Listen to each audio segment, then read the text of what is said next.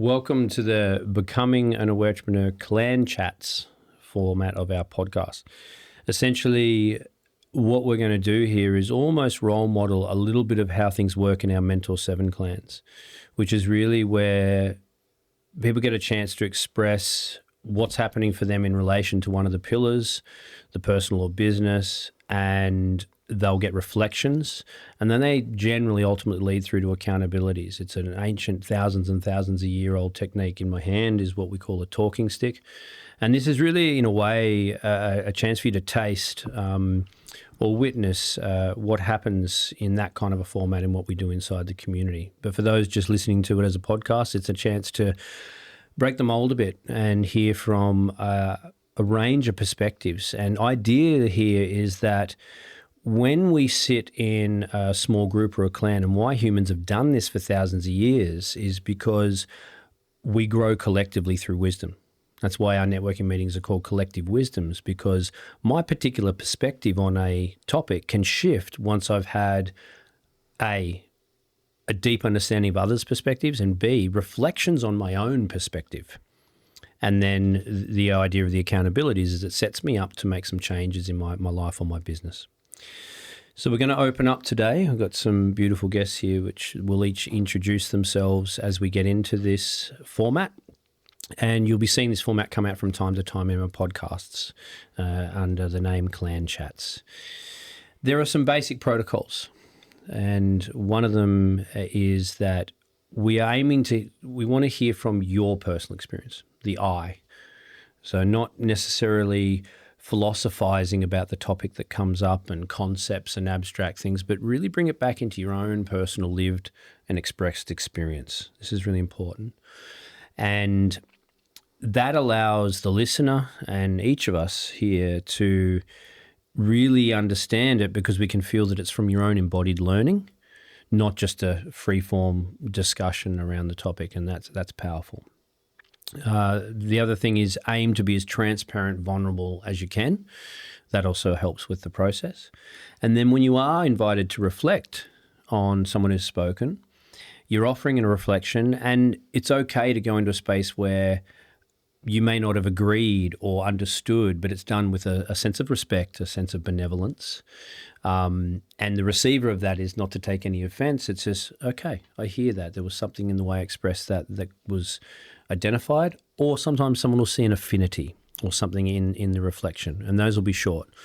Ben, who is a major part of our community, will pick the topic from our topics bowl, essentially, and hold some time. So what will happen is each person will get about 3 minutes to speak on the topic, and Ben will be indicating when you see him go like this, it's not that he's just sending the peace signal to everyone, but essentially 2 minutes to go, 1 minute, and then and then there, got 20 seconds to close down, and the stick will be passed around, essentially. So that's the format that we take here, and you're a part of it. So as the listener or the viewer of this, imagine you're sitting on that side of the table, because you'll be invited through whatever format, whether it's commenting back on this or placing a video, to have your chance to share on this topic. And that will be happening amongst thousands of people. It's going to really open these topics up in a powerful way. So we invite that. So, yeah, let's get into it. Are we ready, everyone? Mm-hmm. Beautiful. Shall we dip into the magic bowl? Yes. Let's do it. All right, that's the first one off the rank. Okay, what skills will matter most if the world becomes more unstable? Wow. We're going straight there. Straight into it, mate. Straight into it. Well, obviously the world's super stable right now. It's just a general sense of global peace and harmony. So that could be pretty quick, Beautiful. I'm going to pass the stick to you, Nick, and let you start off with that. So just your name, a sentence about you, and then you can reframe the question again as Nick begins, and keep time. I'm Nicholas. I am a doctor, a therapist, and really passionate about the evolution of humanity as a collective. So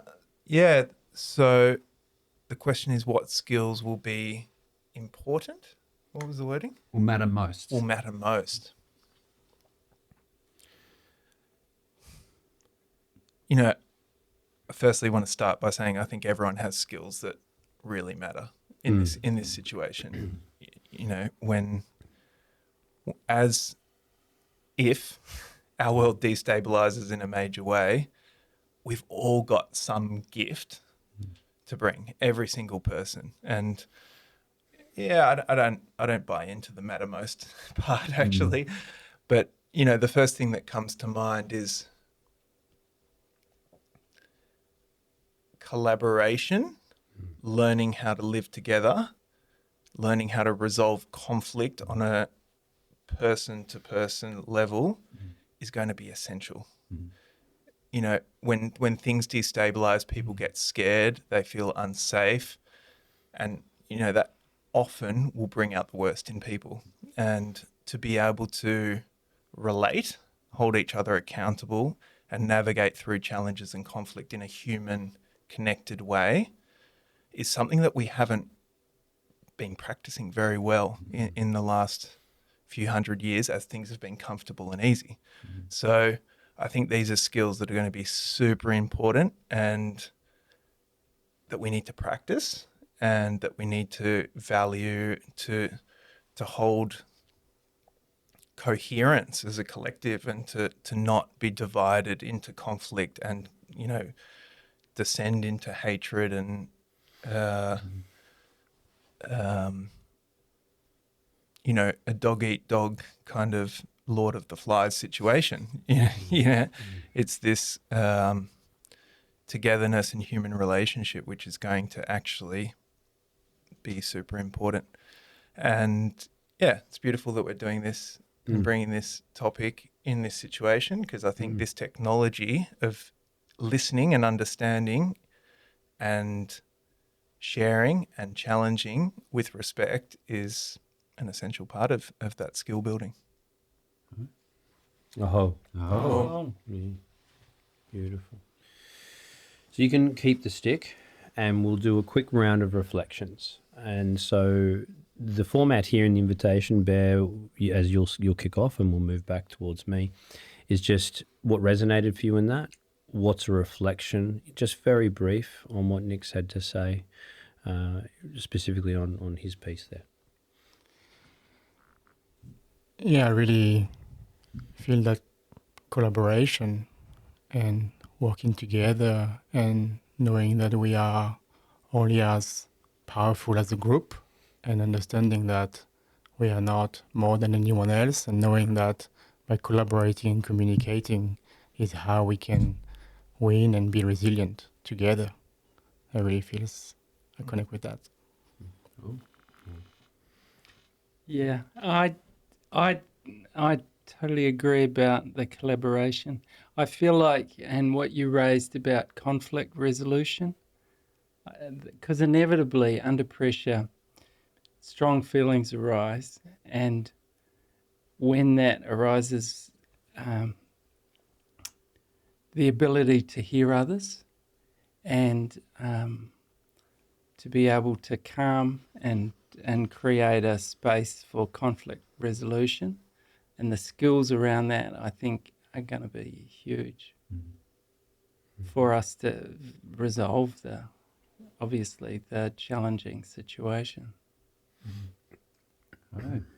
Yeah, the piece that impacted me was what you shared around everybody sort of playing their own individual role in the piece. And I always reflect on, nature has this way of creating self-balancing systems. And that's what that speaks to me with. If everybody brings their individual magic, the system kind of self-corrects. So, yeah, Hobra up. Mm-hmm. Beautiful. Yeah, I resonate with those elements, and I feel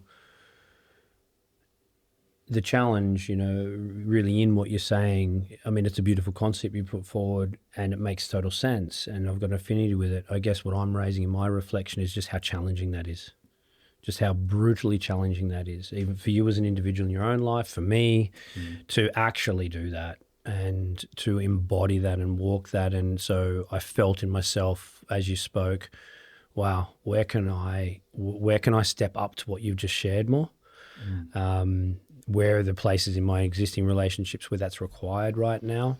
Almost like practicing the skills that you've expressed here today, that's what came up for me. And that was like, and how can I improve that skill and prepare for the potential need for that skill more? Beautiful. Oh, thanks, Nick. Oh. Okay, ready to go, Rich? Yep. You're away. What skills will matter most if the world becomes more unstable?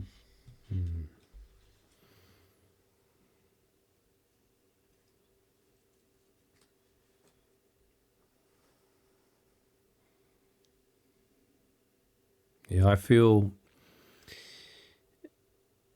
that forgiveness and compassion and the practice of those in a practical sense will be really potent. There is no doubt going to be more polarization, more separation. In a way, I'm following on in a way from Nick's expression there. What I want to pinpoint is that the skills around compassion. So forgiveness and compassion for me work like two sides of a coin. It's difficult for me myself to be compassionate to someone if I haven't been able to reach a place, I guess, internally of forgiveness around whatever that issue is arising as tensions arise. And I've seen it everywhere. Social media raging, from everything in the war in Iran to all the different topics. Yeah. So I think practicing internal forgiveness and expressing forgiveness, sitting back into a sense of compassion will facilitate what's needed to then act practically within those relationships, structures, families, businesses, or in those arenas. That's what I feel. Oh. Oh. Bear, you may reflect.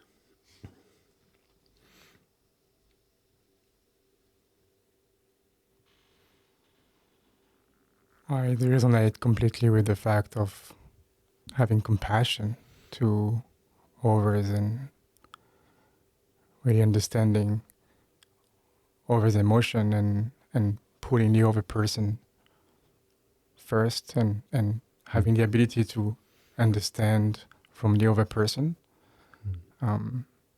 knowing that we are one and there is no separation between us to the other, and coming with more love and compassion is part of the answer.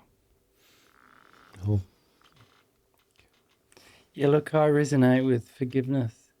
Look, forgiveness is so essential in our lives for us to just be a free person and able to access our skills and gifts. And that's something we need to develop.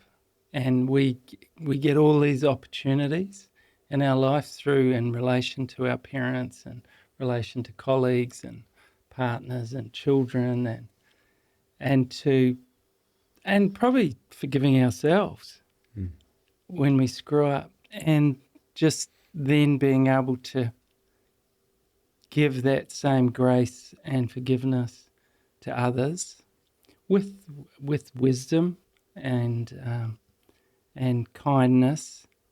And yeah, so that totally resonates with me.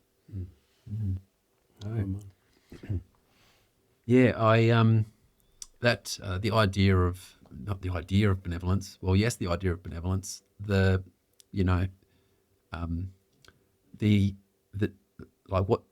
real benevolence is like this. It's like this never-ending pool of depth that you can go to with it. And I find that as in my own life, as I've become a father and different situations have happened in my life, I've discovered new levels of it. And I guess what your sort of position sort of instills in me is this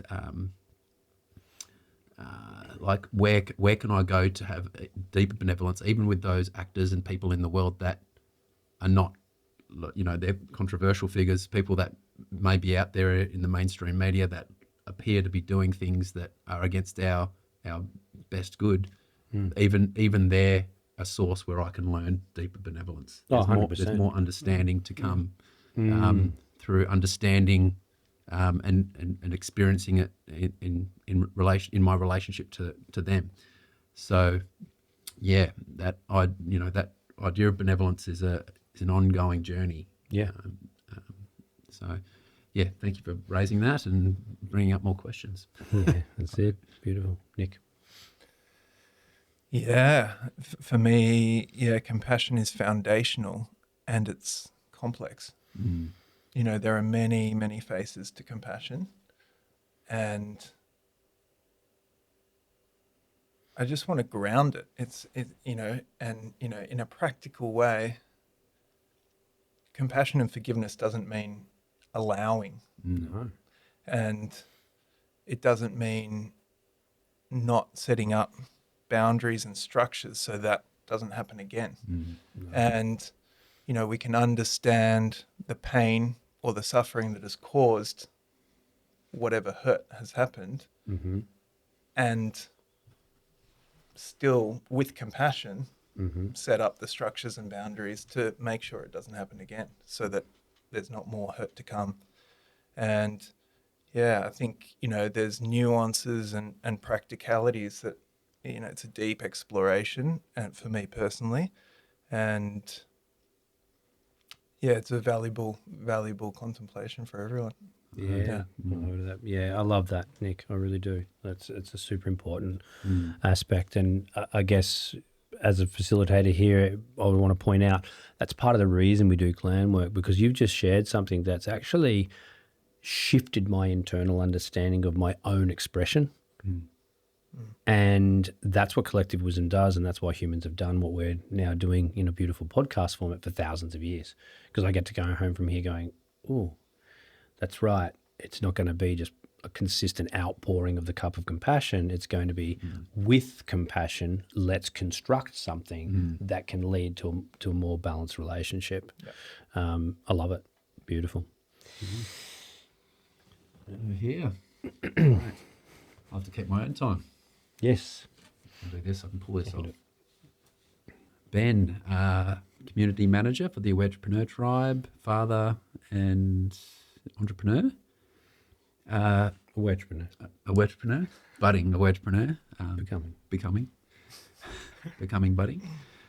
So for me, I feel like the most important skill the most valuable skills that we can cultivate at the moment are that connection with inner truth. And the reason I feel that way is because we're going in, if we're presumably heading into a more uncertain time, the patterns and the different patterns that we've formed in our life to help us deal with challenges, deal with day-to-day living, all these things are not going to necessarily be the answers going forward. And our mind is going to lack the capacity to really resolve the problems that are going to come up in our lives over the coming years.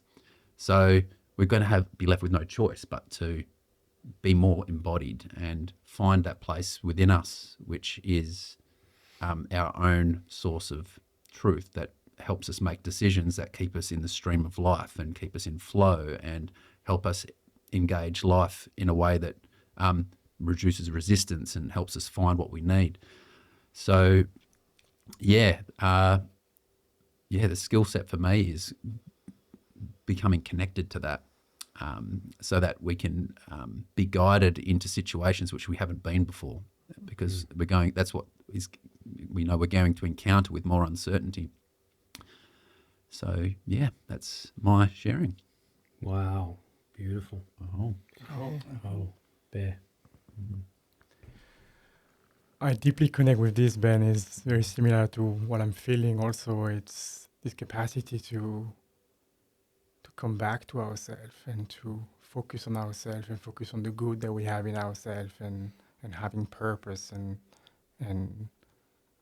that's, I think, essential, because in nowadays with more uncertainty, more problems outside, it's very easy to give energy on those things and lose track of ourselves. So essential to develop the skill to know who we are and to act with purpose and presence in every moment. Yeah. Yeah, Ben. Yeah, I love this. I love what you're saying. It's really this idea of connecting to sort of our instincts and to our programming from all our ancestors, from we're designed and have been selected by all our ancestors, by them surviving and thriving and building something incredible in human society, is we carry all of that with us, and having a measure of confidence in the fact that we have those instinctual skills, and that we don't have to, we're not looking for something outside of ourselves.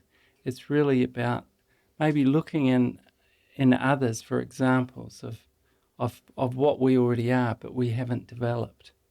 And that's what's so exciting as we sit around and we watch one another doing things, and we share openly and transparently. We actually get a chance to see a mirror of ourselves and our own potential, and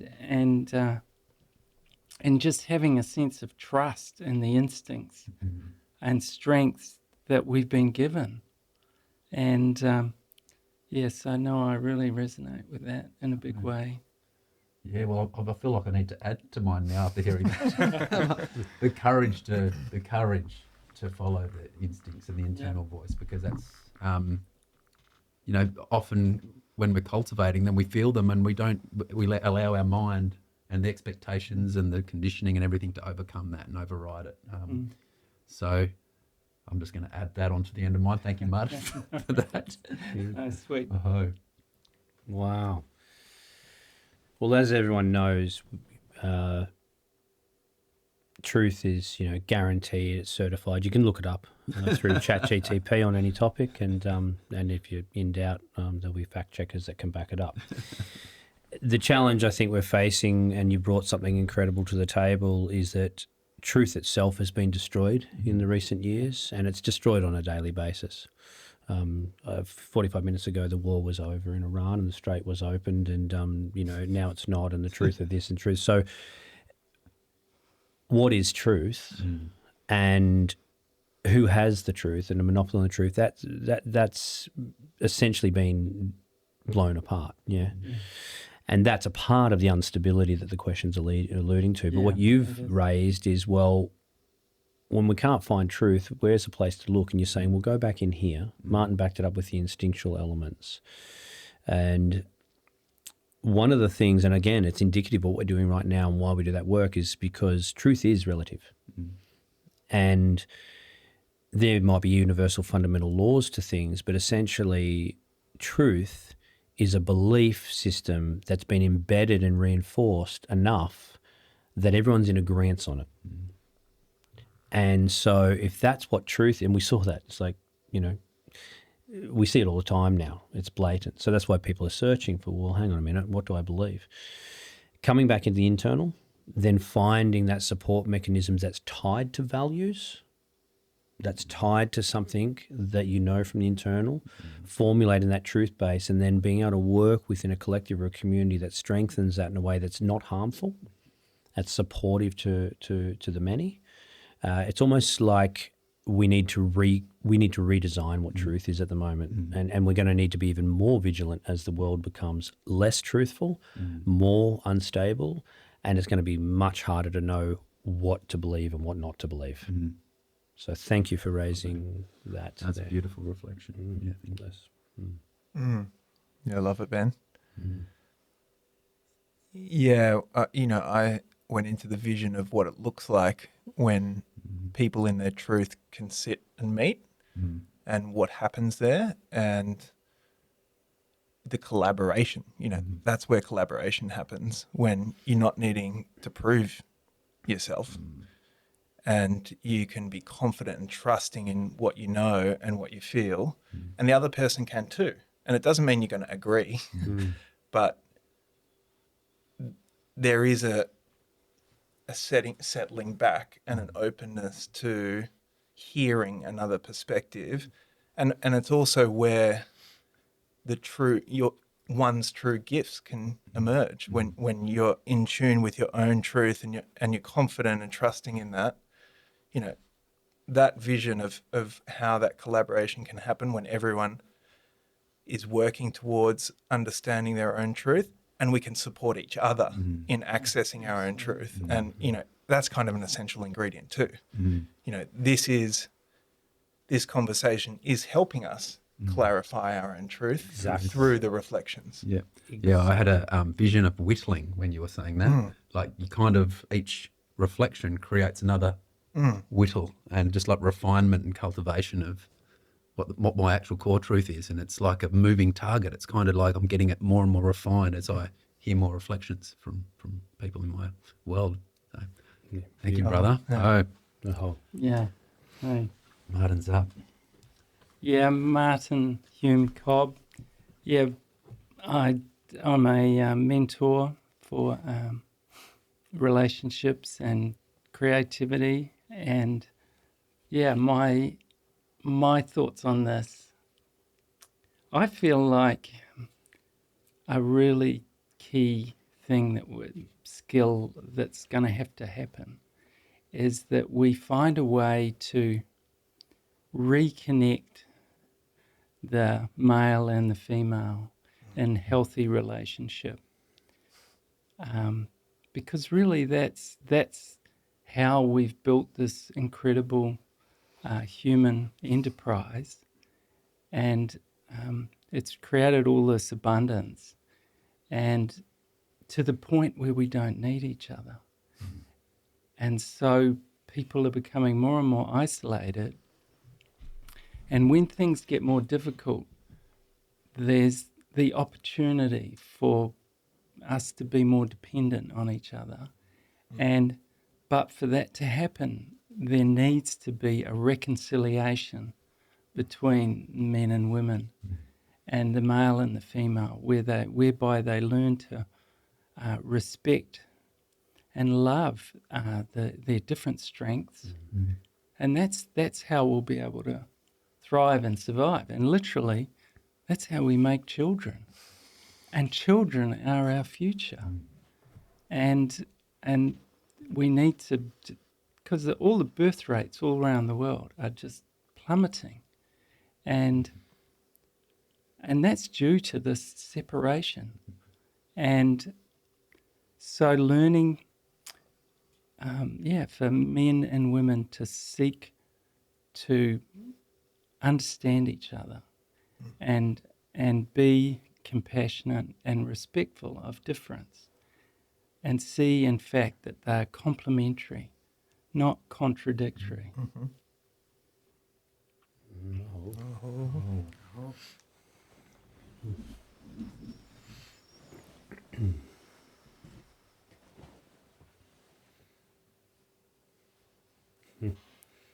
Big one. Yeah, I'm trying to take that in. It's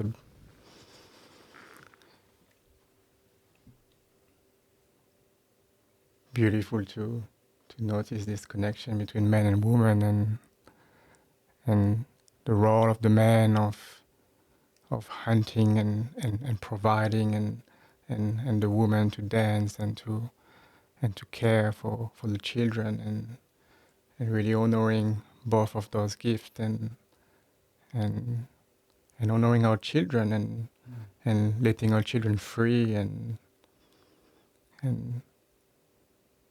realizing that our children are the future, and letting them out free in the world, and just having beautiful, empowered children from men and women that can relate in a way that's loving and caring for one another, so we don't pass on what's not required to our children.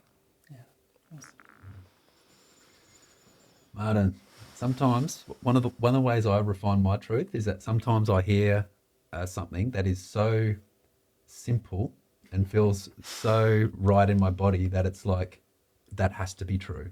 It's one of those really just the simplicity and the beauty of that concept that you raised about the balance of the masculine and the feminine. And on a path, an initiatory path, and in our lineage, the elders in that lineage say that the fundamental cause of the imbalance on the planet is the imbalance of the masculine and the feminine. It's the foundational aspect of all of it.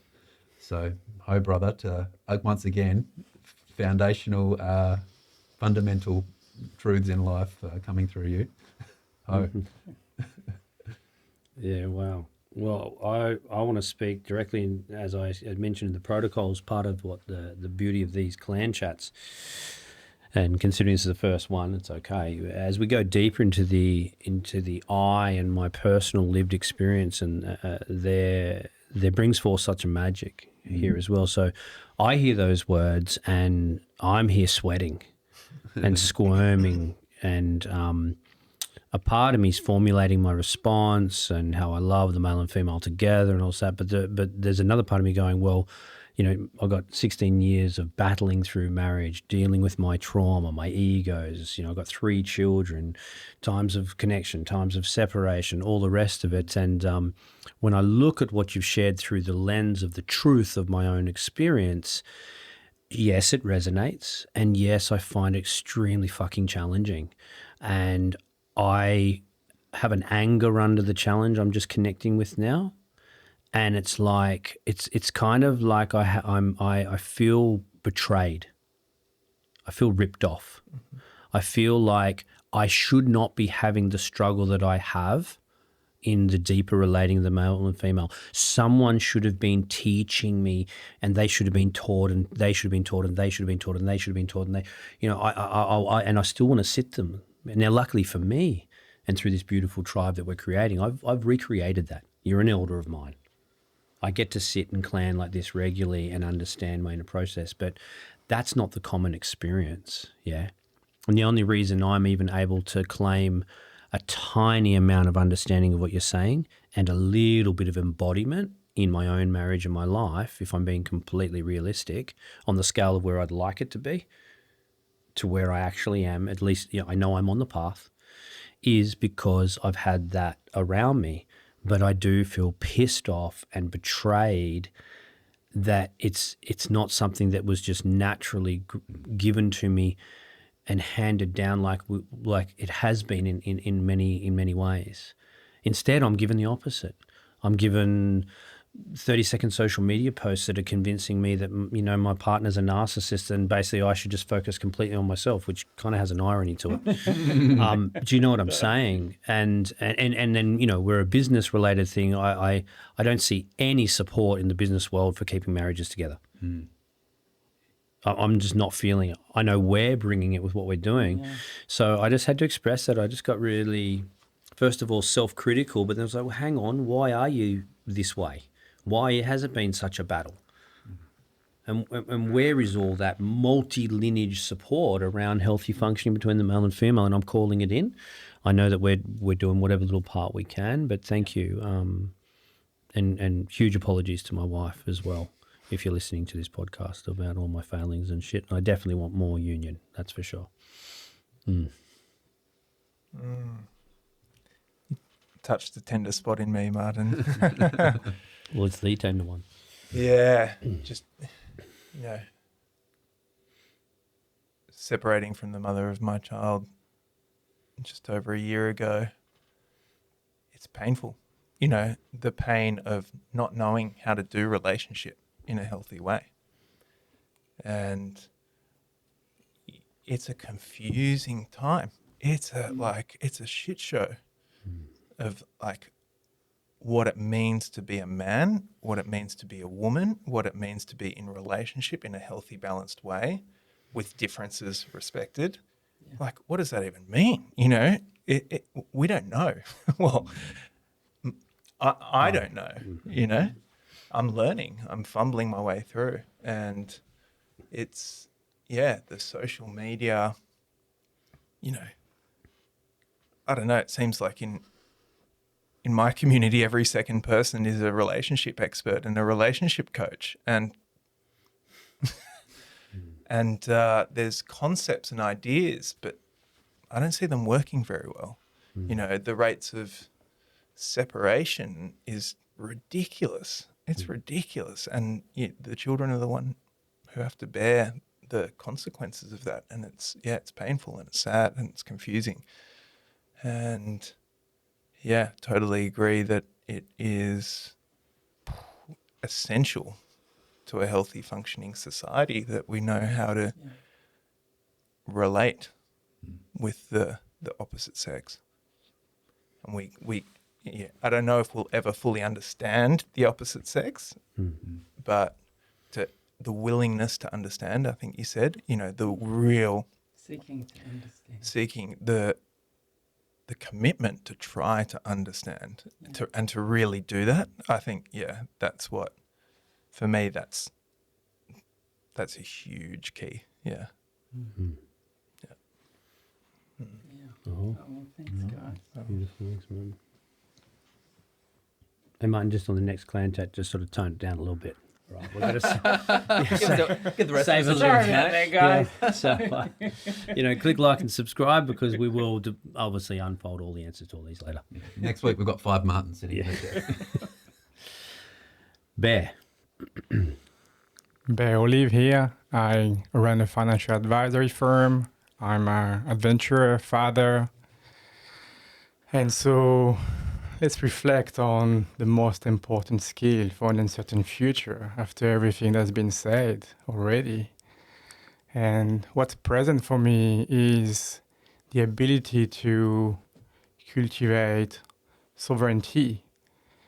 I think this can be accessed in many ways. One way that comes to mind is really learning to disconnect from the digital and spending time in nature, connecting with land, being able to spend time by the fire, spend time in the garden, spend time on adventures on your own or with other brothers. But also in the way that you think about your income. You might be earning, or I might be earning an income, 7-8-figure income, but it's important to convert this into an asset that's going to give us the sovereignty to make our own choices. Right? Because, when the world goes to shit, we need to be able to make the decision that all align to ourselves and connecting to nature, having wealth that don't depend on someone else that can shut it down, long-term assets connected to land, planting, cultivating. That was important. Wow. Oh, Oh, you can start reflections. Important. Yes. So, The dependency creates so much vulnerability.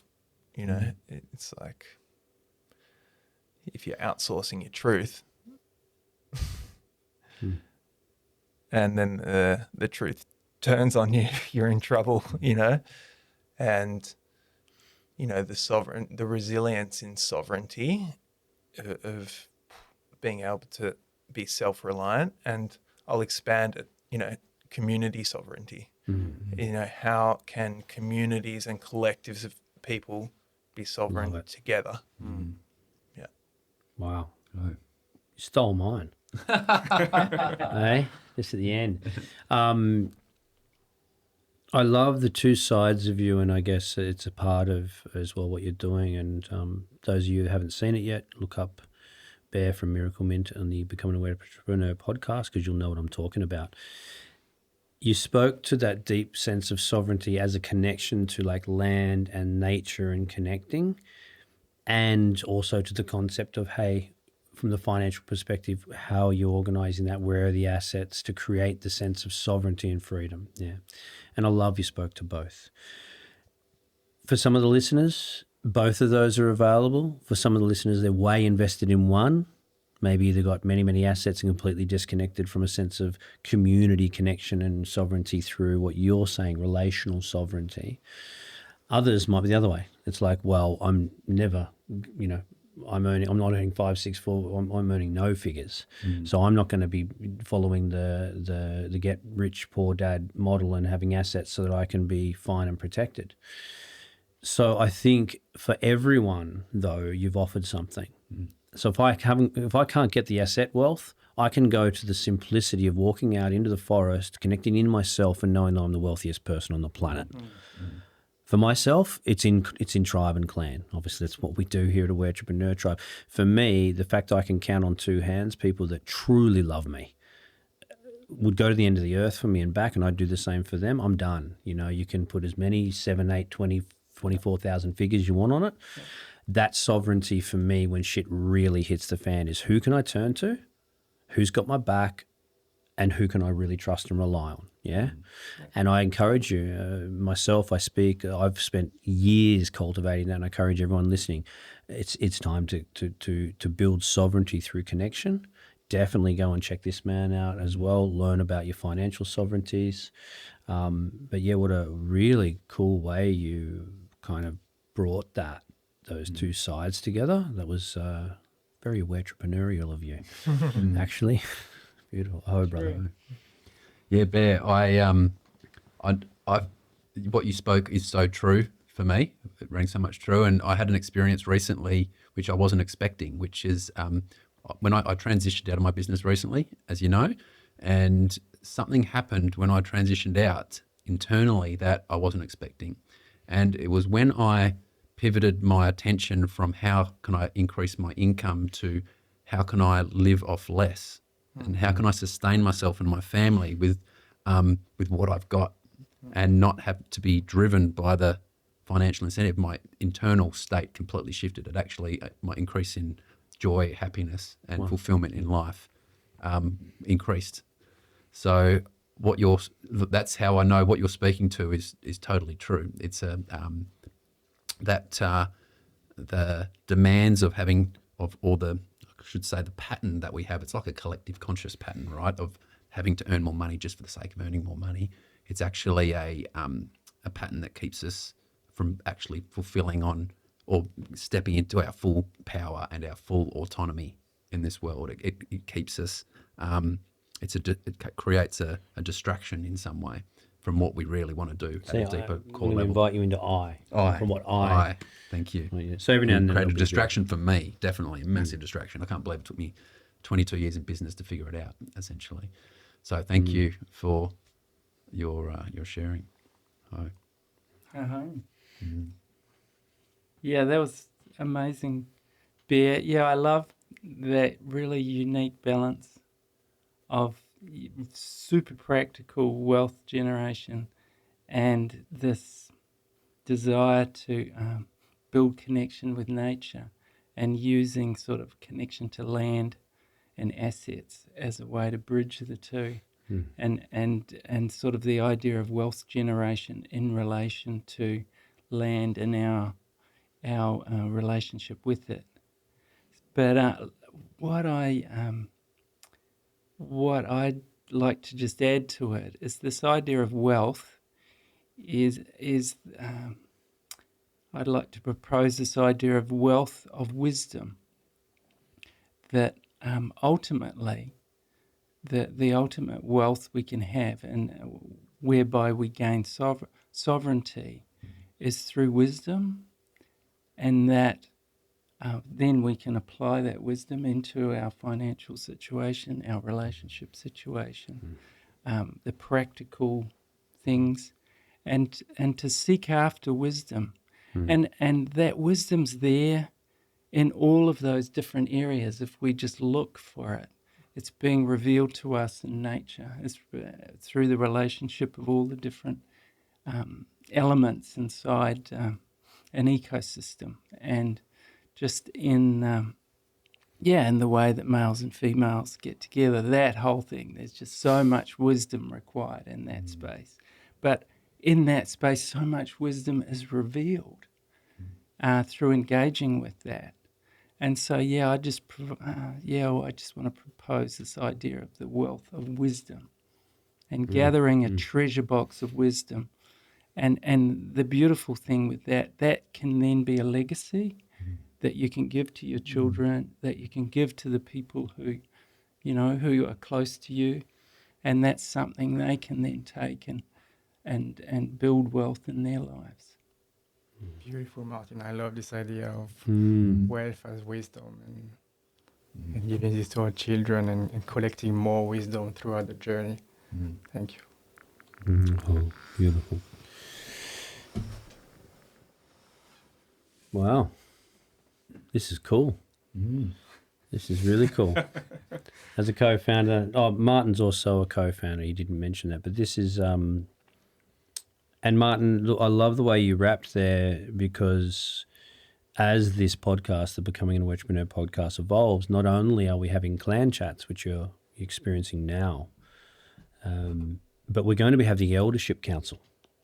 You're building elders and people that have gained those wisdoms across our different pillars, our health and self, our relationship and family, our money and prosperity, our community and creativity in those personal realms, and our purpose and profitability, sales and marketing, team and delivery and systems, and innovation and legacy in our business pillars, where here at the Tribe we really are looking at that intersection between the two.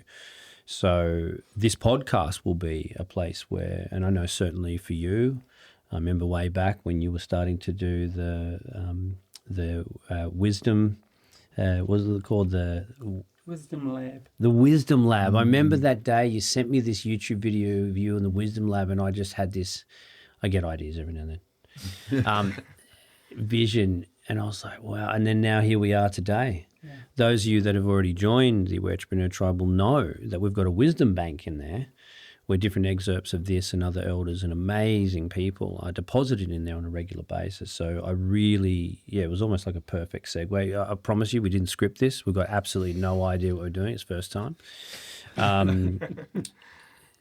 Media manager look at me saying, hey, like, you be transparent, but maybe not that transparent. But anyway, he's editing it, so you may never see what I'm about to say, or you may see it. I'll find out later. But yeah, that's a really nice thing, because I want listeners to go, wow, we've got some depth going on here. We've got the deep chats, but we're going to receive some of this wisdom, and it's embodied wisdom. Yeah, that's really part of the key. Thanks to each of you, Nick, Ben, Martin, Bear. And thanks behind the scenes to our wonderful media manager, Peter Tees, taking care of visuals and audio, and Douglas Valentini's over there supporting us as well.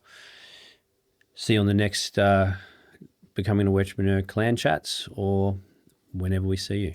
Blessings.